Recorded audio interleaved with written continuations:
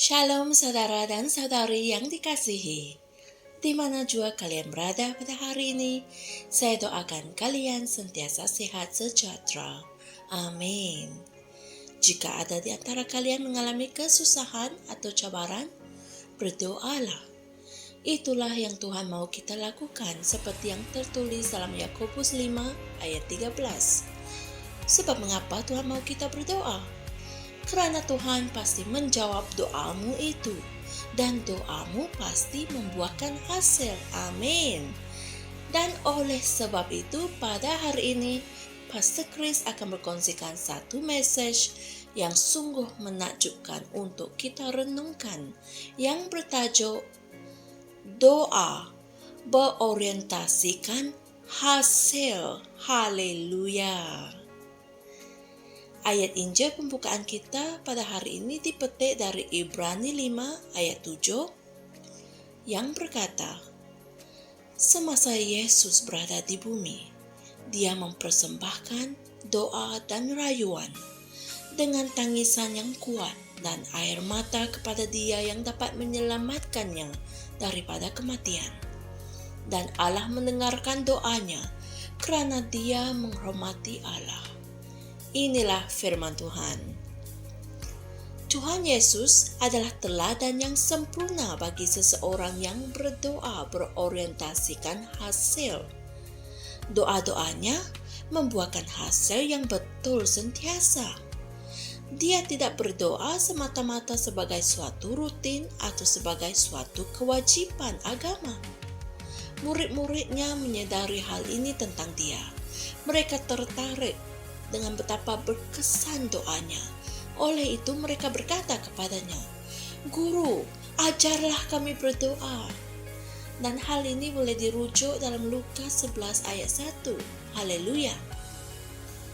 Segala hasil yang luar biasa yang Yesus perolehi semasa dia hidup di bumi tidak dapat dipisahkan daripada kehidupan doanya yang menakjubkan. Dalam Markus 1 ayat 35, Alkitab memberitahu kita, pagi-pagi benar, waktu hari masih gelap, dia bangun dan pergi keluar. Dia pergi ke tempat yang sunyi dan berdoa di sana. Haleluya. Dalam contoh yang lain, Alkitab berkata, dia mengundurkan diri ke tempat-tempat yang sunyi dan berdoa. Dan hal ini boleh didapati dalam Lukas 5 ayat 16. Puji Tuhan. Lukas juga menunjukkan kepada kita bahwa kadang-kadang Yesus pergi ke bukit-bukit yang tinggi untuk meluangkan masa sepanjang malam berdoa kepada Allah. Dan kamu boleh merujuk hal ini dalam Lukas 6 ayat 12. Dia mempunyai kehidupan doa yang efektif dan hasil yang menakjubkan. Haleluya.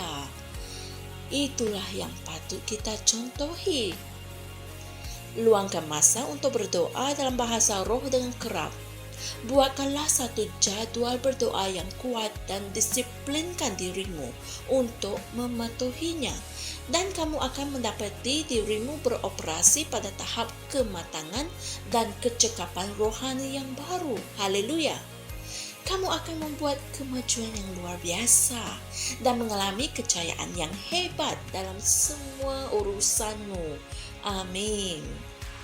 Ingatlah apa yang Yudas 1 ayat 20 Alkitab terjemahan Amplified Classic katakan.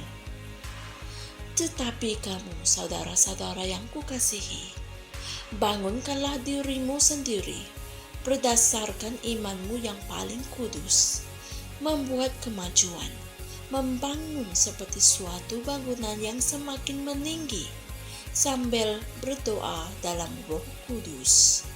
Inilah firman Tuhan. Haleluya.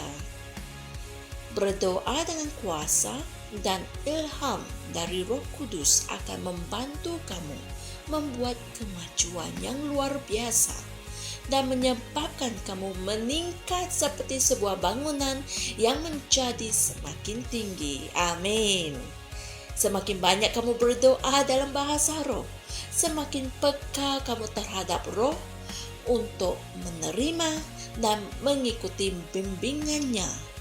Dan dengan bimbingannya, kamu beroperasi dalam kekuasaan dan kemenangan sentiasa. Haleluya. Puji Tuhan. Saudara dan saudari sekalian, mari kita sama-sama membuat pengakuan ini. Aku menang dalam semua keadaan, sambil berjalan dalam berkat Tuhan, karena aku hidup dalam kekuasaan firman, dan dalam nama Yesus, aku mengisytiharkan kemurahan Tuhan dan penguasaan kebenaran ke atas semua manusia, bangsa, dan pemimpin mereka. Dalam nama Yesus. Amin. Untuk mengerti dengan lebih mendalam perkongsian kita pada hari ini, renungkanlah ayat-ayat Injil berikut, yaitu dari Efesus 6 ayat 18, Yohanes 15 ayat 7, dan Yohanes 15 ayat 16. Haleluya! Saya percaya kalian telah mengerti mengapa ianya penting untuk kita berdoa dan berbicara dalam bahasa roh setiap masa. Buatkan satu jadwal untuk berdoa setiap hari dan disiplinkan dirimu untuk berdoa mengikut jadwal itu. Dengan mengamalkan kehidupan berdoa ini, kamu pasti akan menjalani kehidupanmu dalam kekuasaan dan kemenangan sentiasa. Tidak kira apa jua cabaran atau kesusahan yang datang menyerang. Amin. Puji Tuhan. Jumpa lagi esok untuk satu lagi perkongsian firman daripada Pastor Chris. Tuhan berkati. Shalom. Kami percaya saudara-saudari semua telah diberkati dengan perkongsian firman dari Rhapsody Reality.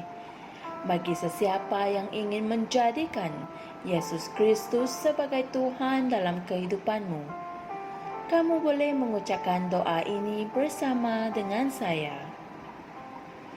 Ya Tuhan Allah, aku mempercayai Yesus Kristus, Anak Allah yang hidup dengan sepenuh hatiku.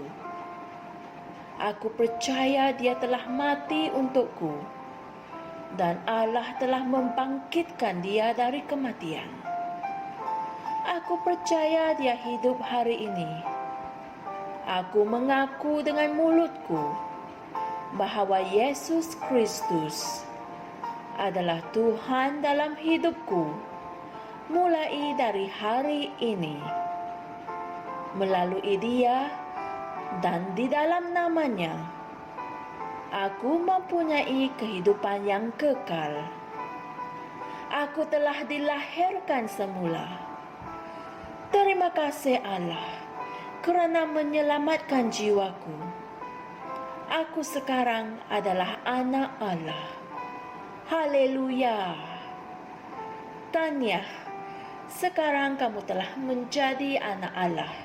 Untuk apa-apa sebarang pertanyaan atau untuk mendapatkan lebih banyak maklumat mengenai bagaimana untuk bertumbuh sebagai seorang Kristian, Anda semua boleh hantar mesej di akaun Facebook kami atau email kami di tni.msia@gmail.com.